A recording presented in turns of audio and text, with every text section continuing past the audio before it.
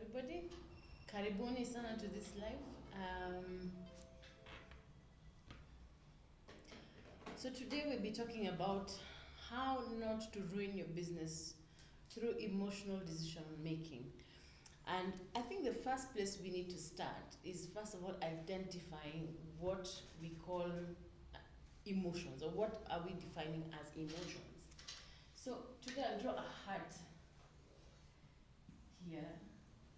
And many times when we think of emotions, we think of, I think, feminine feelings. And I hear a lot of men keep telling women, stop being emotional, and women become very irritated by that. But emotions can span from a lot of things. For example, from fear, and I hope you can see what I'm writing. The pen is a bit faded. You can have fear, anxiety. Oh, what a time. Let me get another pen. So anxiety could be an emotion that could be influencing you. Let me get a pen from my colleague Michelle here. Then we have emotions such as anger. Right? And I think these are the main ones that we feel usually affecting most business people. Oh, and also we have imposter syndrome.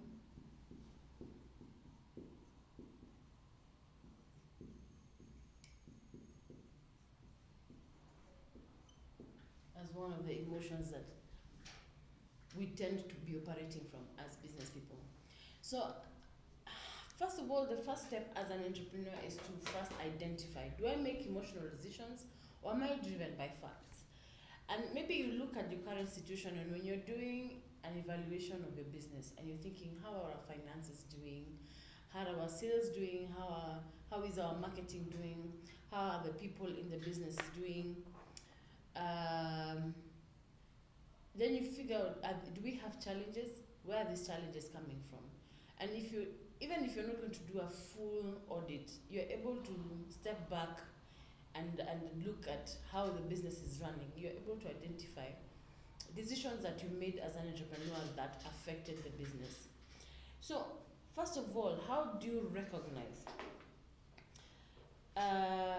that you make emotional decisions? If you're not making decisions based on fact, or based on figures that you have received, or based on research, then you're making emotional decisions. Even things like what we call gut feeling. And this is a common one in our space, in the entrepreneurship space, where you're feeling a hunch and you want to go with the hunch when you're trying to make business decisions. It's going to be a difficult thing to prove, especially if you're, say, for example, trying out a new product that is new in the market, or you have no data on, and you're going with a gut feeling. So these are common issues that we're going to look at. So gut feeling, anger, imposter syndrome, anxiety, fear. If you are anywhere on YouTube or TikTok or on Instagram, and you have an emotion that maybe you struggle with or you have a question about, please put it in the comment section and we'll address it as we go. So if you find yourself, for example, making decisions based on gut feeling or fear, or you're unable to, say, pursue business because of fear, or you're afraid to pursue a new angle of the business because of fear, or you've had, say, a very rough experience and you're afraid to go back to it. Say, for example, you really failed at something and then now you're afraid to go into it, or you are anxious about, say, for example, the economic situation, and then you're not making the decisions that your business needs. For example, you might need to downsize, but you're anxious about how it will look in the market. Perhaps it's even time for you to close, but you're anxious about how will people see me? They'll see me as a failure. But then you're running costs and going into debt, and you're not doing anything about it because you're held back by your emotions. Or if you find yourself continuously snapping at people in the office, or snapping at your customers, snapping at anyone who's around you, whether you think it's a problem or not, it is not okay to be emotional with your clients or with your employees. Even when they've done something wrong, or even when it's their fault, there's always a cordial way to handle issues. So based on that, we will now discuss each and how we can get over that, and how do we now move away from making emotional decisions to now running a business based on fact, and what are the benefits even. So if you struggle with maintaining relationships, for example, and this is one of the biggest issues we have with our clients, who, if you find you have to spend a lot of money on marketing and there's not too much in terms of repeat business, then either you or your team is struggling in maintaining relationships. Then you might have an emotional problem, because if your team is behaving a certain way, they might have inherited that way of handling business from you. So if you're not treating your employees well, they're not going to treat your clients well. So it's very important that you're handling yourself in a manner where you're professional to your employees, so that your employees are professional to your clients. And I know some of you will come back and say, oh no, me, I'm very good to my employees are just wild, and they tend to just ruin things, or I had Gen Zs and Gen Zs are hard to manage. Fair enough, but if you're not the first person to start with professionalism, don't expect people to bring it to the table, and yet it is your business. So it's important that you set the tone, and go as far as creating a culture code for your business, or culture code for your organization. And a culture code is where you're defining who we are, how do we treat each other, how do we treat people externally, how do we treat people internally. What are the expectations? If we value integrity, or if we value feedback, or we value teamwork, these are things that you must communicate to everybody in your team, so that they're able to handle customers the same way. If it's not clear what we believe in as a collective, it's going to be difficult to translate that to customers. So one of the things that companies struggle with, especially where leaders are emotional and make emotional decisions, is creating a culture that can support good customer relations. And now, in the end, you will have customers who come and buy once and leave because they didn't have a good experience with your team. So those are things we need to inculcate in your business, so you're making sure you're handling people professionally, regardless of what they've done. Even if someone, I have a client who has lost quite a substantial amount of inventory from theft by an employee.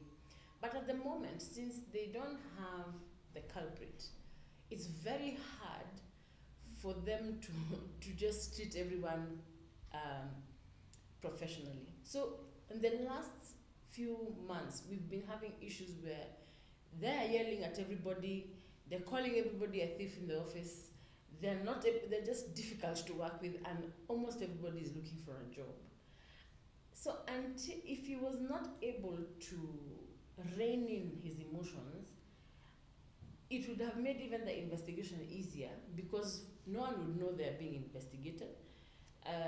No one would be acting in a certain kind of way, and everyone will be doing their job. But now, because he is unable to handle his emotions, then it has made the investigation difficult. We're not able to get the facts of who stole, and now moving forward in terms of how to handle the situation without harming the entire organization, because there are a lot of things now that have been put on hold. People who are deserving on raises had to wait for a while. People who had performed well were now being scrutinized, and yet they were not culprits, and they were not even involved. So it's important that even when bad things have happened, that you rein in your emotions, because the company still has to move forward, and it can't hang on how you're feeling about what happened. All right? You lose credibility if you can't make decisions the right way. not just with your customers, but even with your employees. You as the owner of the business are the leader, and you're the point which everybody is looking up to. If you make decisions emotionally, then you lose credibility. And if you lose credibility, you stop being the person who everyone is looking up to. If employees are not looking up to you in terms of direction on where the company is going, or direction in terms of how work needs to be done, then you have everyone looking elsewhere for direction. And it becomes hard to form a team, and it becomes hard to even translate that dream you have into reality. So it's important that you maintain credibility with the people you're working with and even the people you're selling to. Make sure that if I work for you, I am confident that you're doing the best thing for the company and you're doing the best thing for me, so that I'm able to take instruction from you. It's not only about I'm the boss, I have said this is how it needs to be done. Remember, we're in a different generation now. We are not just working like the way we used to work as millennials or Gen X and Gen Y and baby boomers, where the boss was everything. Now we're working with employees who question anything you say. In their heads, they're thinking, is that the right decision? Is that the right direction to go as an organization? So it's important to build that trust that the boss has thought about it. They have taken all the data that they need to make this decision, and I think this is the best direction. Because especially in an organization where you have other leaders, say for example, you are the boss, you have maybe someone in charge of operations, someone in charge of sales, someone in charge of marketing, someone in charge of finance, someone in charge of people. If these people are not working towards the strategic goal for their company, everyone is doing their own thing, you will not meet those targets. But they need to have that point where they're looking at. And the boss needs to be that person who's neutral. When I'm struggling to work with this individual, I can easily go to the boss and have these issues resolved. So if my boss is emotional, then I'm stuck in the middle, and I'm going to start looking outside to go and further my career elsewhere. So I'll start taking questions from you. There's one here that we received earlier. This person is saying, I've spent so much time mentoring a team member and they just gave notice. I feel betrayed and discouraged. How do I keep giving without feeling taken advantage of? I think it is a challenge for most employers to lose valuable employees. And we do feel it emotionally. Even my team knows, and I've told them, when they're resigning, they need to talk to me first, give me a call, tell me I'm leaving before sending me a resignation email. Because honestly, it's very heartbreaking receiving a resignation email, especially from an employee that you value and trust and you've been working together. However, you pouring into this employee is not, it's like pouring into a child. You're not expecting anything back. It's like expecting that your child will pay you back for you paying school fees for them, for you feeding them, for you taking care of them. Remember, you're the one who brought them into the world. Don't expect anything back. It's your responsibility to take care of that child. It's the same thing with an employee. The employee is not there for free. They're not there, to entertain you. It's a business relationship. They're there to deliver the service that you're paying them for. And it is their choice whether they want to stay with you or whether they want to grow. And remember, many times when an employee is leaving, they could be leaving because they want more money. It is not wrong for them to want more money. They want to advance their careers. They want to make money. They have their goals. They're the things they want to buy, the things they want to achieve. It's not wrong for them to be ambitious and to want to move on. So you taking it personally is, what's the word? Unreasonable. Because you're looking at this person as if they're with you for life. In fact, one of our biggest clients used to say, I only give my employees 2 years. If after that, then it is a bonus for me and I'm very happy. But if I'm not meeting the 2 years, then it's my job to ensure that I create retention systems so that they stay with me at least that long. You must be ensured that, first of all, What are you doing to retain your employees? Are you treating them well?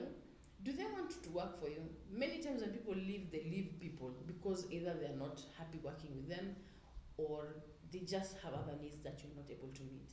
So if you're struggling with an employee leaving you, remember they're not your brother, they're not your friend, they're an employee. You might create relationships with them, they might end up being friends, but at the end of the day, the business relationship that they're terminating is that one of the business one. They might remain friends. I have employees who have their own farms right now. I have employees who've gone on and they're having very large careers, and we're still friends.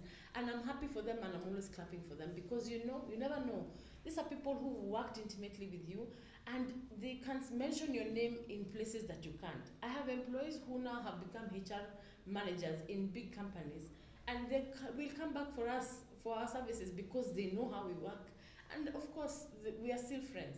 So don't look at it as if it's an attack on you or like rejection.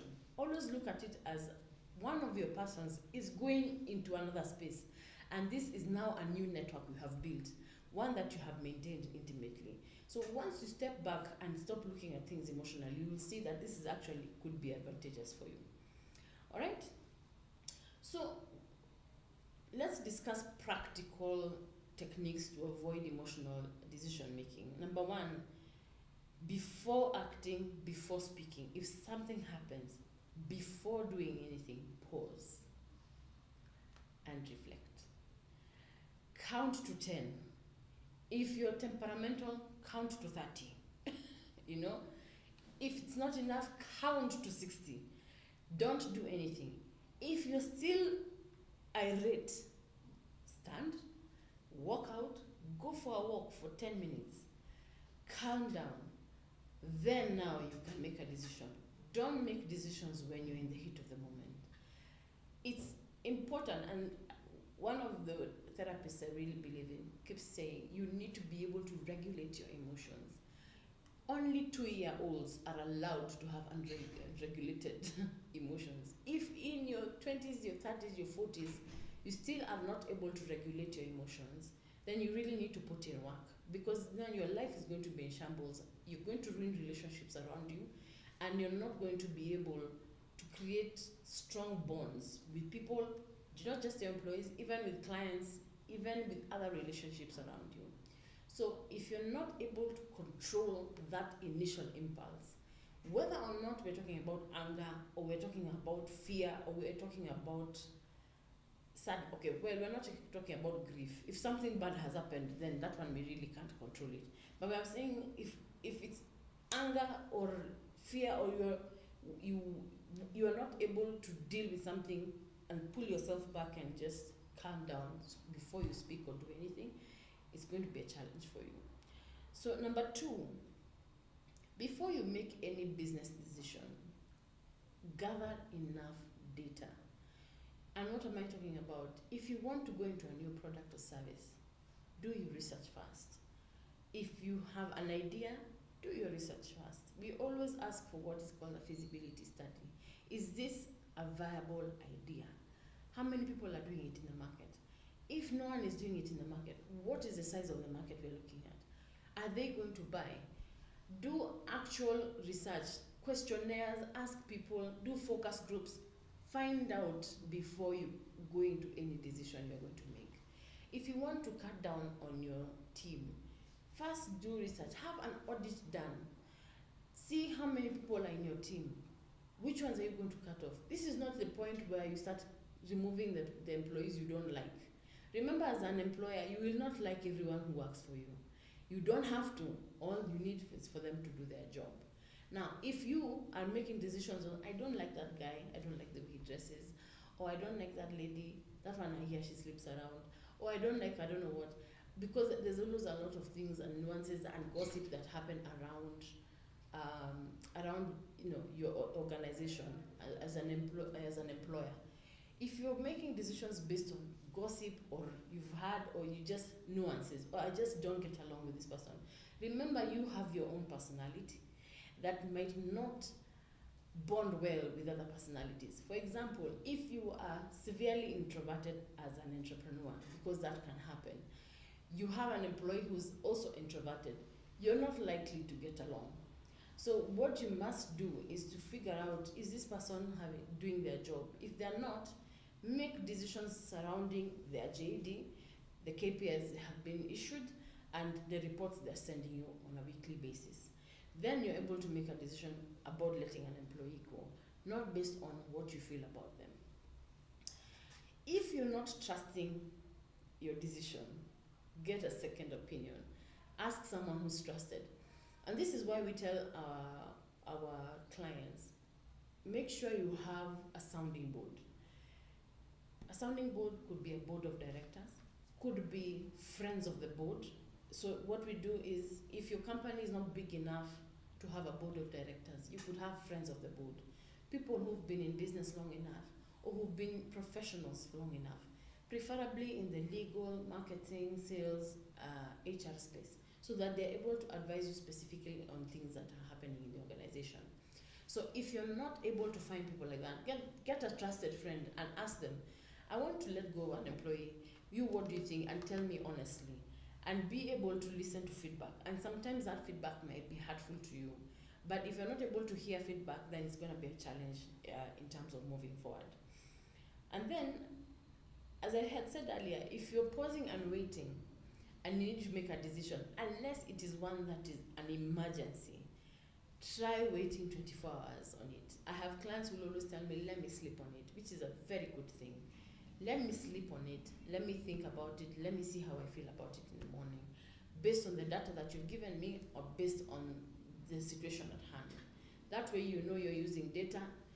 If you are working with a consultant like us, for example, give us a call, ask us, I think I'm going to make a decision about this, what do you guys think? And then finally, do a scenario analysis and a risk assessment. So if I decide to go this direction, what is going to be the risk? And if I go this direction, what is going to be the risk? If you have done both risk assessments and seen, if I go this way, I'm likely to suffer more than if I go this way, then you're likely to make better decisions, as opposed to just going forward for it. A simple way of looking at it is choosing, this is out of business, I'm going to go on a tangent here. If you're selecting someone to date, whether you're a guy or a lady, and you go based on your feelings, and you've not sat down to think, okay, what are the positives and the negatives of this individual? This is how you manage red flags, in my opinion.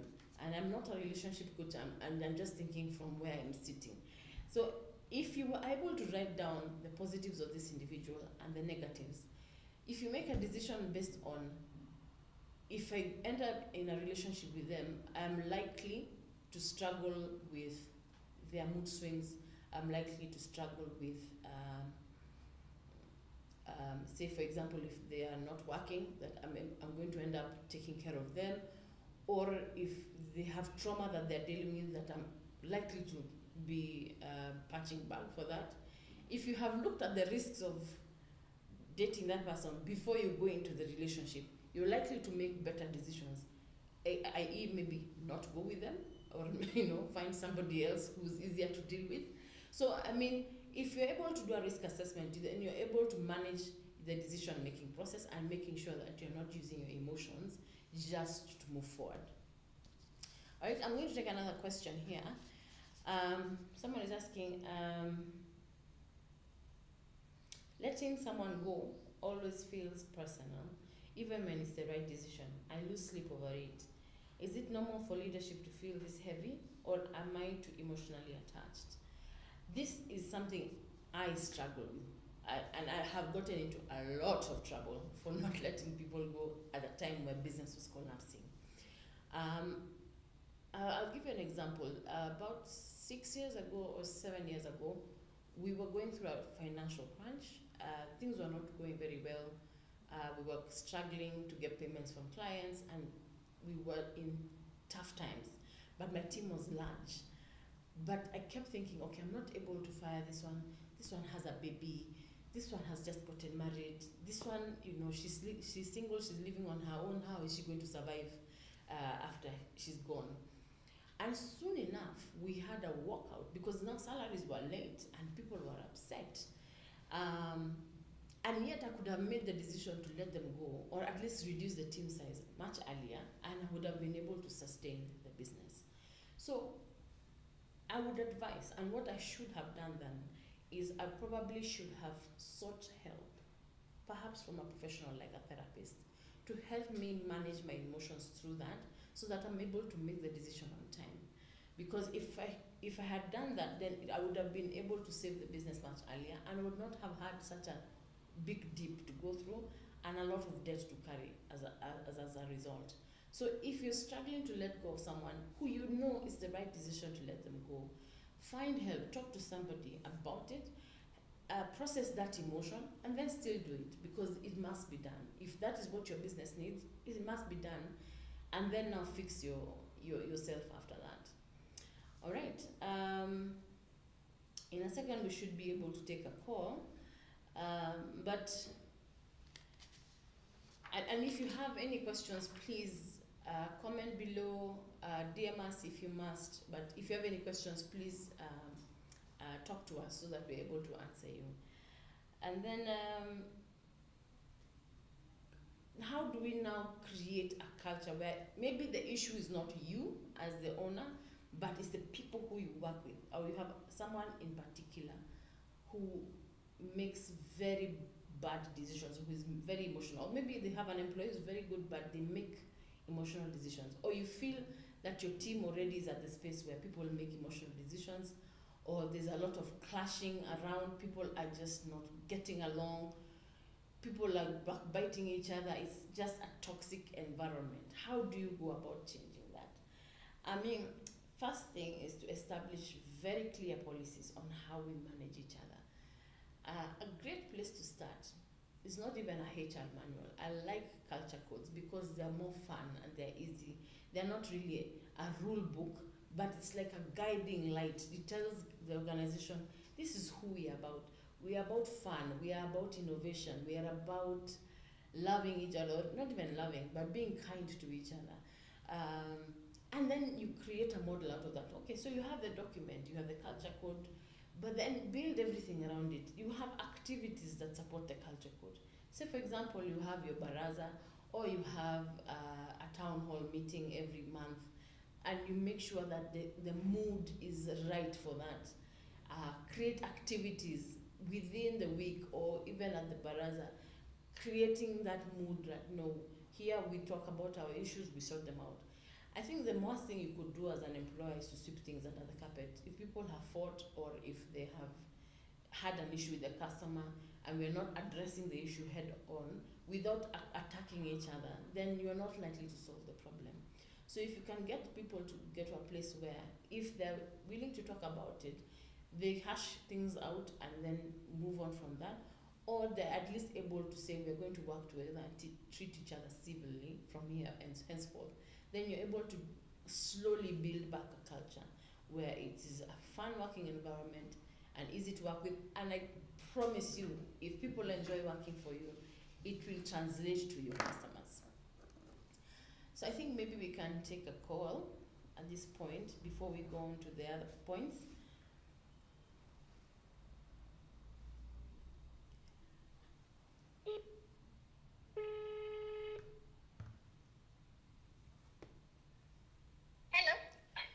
Hi Leah, how are you? I'm good. You had a question for us? Yeah, at 2:30. Sorry? At 2:30. Yes, it's already 2:30. You have a question for us? Just ask. Yes. Uh-huh. Oh, I'm a business lady. Yeah. And I do baking. Sorry? Yes. Uh-huh. I'm into baking industry. Yes. And I had a question. Okay. How do you separate a friendship in business? Yes.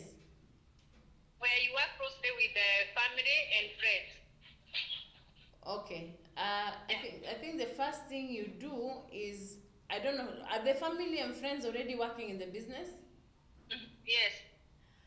Okay. Perhaps the best way is to first have a meeting with everybody to define the goals for the business.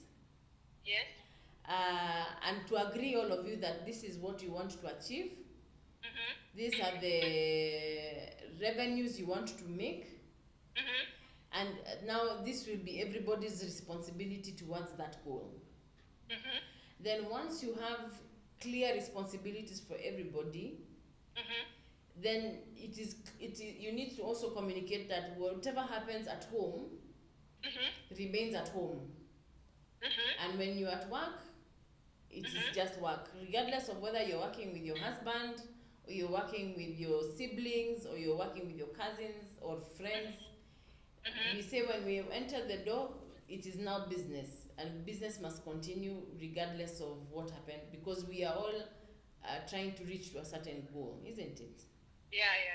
Yeah. So I think that's the best way to separate. And then in future, if it's possible, reduce as much friendships and unless it's a joint business. Yes. Don't hire family and friends. Okay. Yeah. All right. Thank you so much. Thank you also. I've learned something. All right, asante. Okay. So another way we can create an emotional intelligent culture in your organization is to encourage transparency. I have seen that organizations where they really value transparency, where they know what is happening, they know where the management is going, the direction that management is going in terms of the business, open decisions are made, they tend to handle conflict better. And you'll see with every kind of relationship you have in your life, the more transparent you are and the more open communication is, then the stronger the relationship and the easier it is to work. It's just like a marriage. If communication is a problem in a marriage, then it's not likely to work, because there's a lot of things swept under the carpet. There's a lot of unresolved emotions, and there's a lot of unresolved issues. So it's important to encourage transparency. And I know all of us are like, okay, so do I really want my employees to know everything that we're doing? Do I really want them to know how much we are making? Do I really want them to know the decisions the board has made, etc., the issues the company is having? And sometimes the answer is yes, because an employee cannot empathize with the organization if they don't know what challenges are going on. And they're not able to translate that empathy to the customer. So it's important that the people who you work with have as much information about what is happening in the organization, so that they are able to make emotionally intelligent decisions. And it doesn't matter their level of education, it doesn't matter how far they are. If you're able to explain it in a language that they can understand, it likely will make better decisions for you, for themselves and for the company at the level they're playing at. If you can, and if you have the budget for it, please get someone to train your team on emotional intelligence. I have seen there are trainers out there who teach in, and I think some of the consultants we have, some of them do train on emotional intelligence. But if you don't have one, if you have the budget to train, please train them on it. If not, train yourself so that you train them, so that you're able to impart those skills of being able to handle emotions and how to treat people with care, so that they're able to treat your customers with care. It really does impact organizations and revenue if people in organizations don't know how to handle themselves. And then when people do make good decisions, celebrate them, because people want to feel validated. So if you see people have handled conflict very well, for example, an irate customer has called the organization and they have yelled at your employee, and your employee is able to handle it very well, calmly, they have managed to sort the customer out, the customer is now happy, please celebrate that employee. Otherwise, there'll be no incentive for them to do well in the organization. So I don't know if any other questions are on the comment section, but I can read one more here. I've kept someone in a leadership role because we have history. They were with me from the beginning, but now they're resisting change and blocking growth. How do I move the business forward without seeming ungrateful?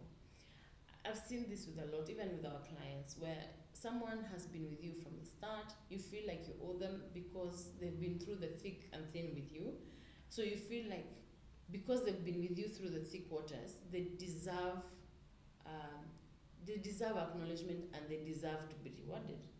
And that is fair. I mean, you don't want an employee who's been with you for a long time to feel sidelined or to feel like you're not valuing their input.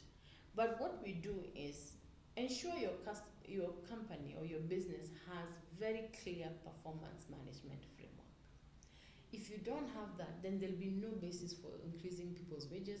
There'll be no basis for promoting people, because this should be led by the person's performance. It should be led by the person's ability to lead. It should be led by a person's ability to grow and even just to grow the business. Yeah. So if you don't have a performance management framework, you'll be led to make decisions such as, oh, this person has been through the thick with me, I really need to reward them. Reward them, but don't reward them with a position. You could reward them with other things. You could reward them with more money. You could reward them with benefits, other things. You don't necessarily have to put them in a position where it's going to be detrimental to the company. So if you have a clear framework for performance management and a clear framework for rewards, then it becomes very easy to promote the right person. If the wrong person is your friend and they've been there and they even know your children, and you're feeling a bit weird not promoting them, have a sit down with them and tell them, look, this position would have been yours or could be yours if you change 1, 2, 3. If they're close enough to you and if you handle yourself in a manner that suggests you're not attacking them, if you tell them, listen, I want you to fix 1, 2, 3, there's a leadership role that is waiting for you. But until you fix your attitude, or you fix how you're dealing with things, or if you're not, if it's maybe a growth thing, like they need to increase their education or their skill set, tell them this is what is stopping you from getting this position and this salary. You need to fix it. You need to be able to also communicate those issues to the employee so that they're able to grow themselves and they're able to give you the value that you want from that particular employee. So the questions you want to ask yourself before you make any decisions: am I reacting emotionally or responding logically? Number 2, have I considered sufficient data and alternative perspective? How would I advise someone else to make this same decision? So this is good. So if I was outside of myself and to someone else speaking to me, what would I advise me? And then how will it impact my business 6 months down the road, 1 year down the road, 10 years down the road? If you're able to look into the future of the decision you're making, then you're able to make better decisions and you're not taken around by how you're feeling, and you're not making decisions based on where I feel and where I'm justified to feel like this. So if we're able to, also we have a question, sorry. Helen is asking, how do I handle letting go of a relative? Wow. So if, and you know, depending on where your relationship is with this relative, if it's already sour, then I think it would be an easier decision. I'm assuming it's a very close relative and you're not able to, and if you let them go, for example, I'm going to make an assumption here, maybe you need to let go of a cousin or a niece or you know, someone who's very close to you, who if you let them go, their mother will call you and make a lot of noise. So I think the first thing is to, if you're already at the point where you need to let them go, I think the best thing is to sit down with them and explain to them what logically needs to happen. You have, and I'm sure by now you have tried several times to fix whatever issue is happening. And then now call the person who's likely to be upset at you, like their mother or so and so, and explain, you know, auntie, this is what have been your child has been doing in my business. I have tried these measures, and these measures. At this point, if I continue keeping them there, I will shut down my business. I just hope that you understand. You might not agree with me at this point, but I think he needs time to go and home and rest and decide what he wants with his life. But if anything comes up elsewhere, I will let you know. I think the best thing is to tackle it head on. Have objective conversations with the person you're letting go and the person who you feel or you're afraid you will ruin relationships with. I think that's the best way to approach an issue like that, where it's a bit touchy and it's not just your personal relationship with this employee, and possibly is your personal relationships with, say, their parent or your own parent. So, for example, it's your parent who told you to hire this person, and then they hear you fired them. Speak with them and tell them, you know what, I have made this decision. This is what this person has done. These are the remedial actions I have tried. They have not worked, and my business is now struggling because of this person here. So it's important to have those conversations. They might not go so well, but at least you have communicated and put everything on the table. Because now the likelihood of them going back and saying you're a terrible boss, you have been mistreating them, is quite high. So you might as well tackle it before they get there. All right, I don't know if there's any other question. If not, I think we'll close here. If you have any question, if you're struggling to make decisions in your organization, I think one of the things you could do for yourself is get yourself a business coach or a business consultant like us, who can help you walk through the journey of growing your business or turning it around, regardless of where you are at in your business journey, because it helps you to have a sounding board. Like for us, my clients call me almost any time of the day. When they have a problem or they need to think through an idea, they call us to make sure, or call me or one of our consultants to make sure that they're making the right decision. So don't go at it alone. Try and make sure that you have someone working with you.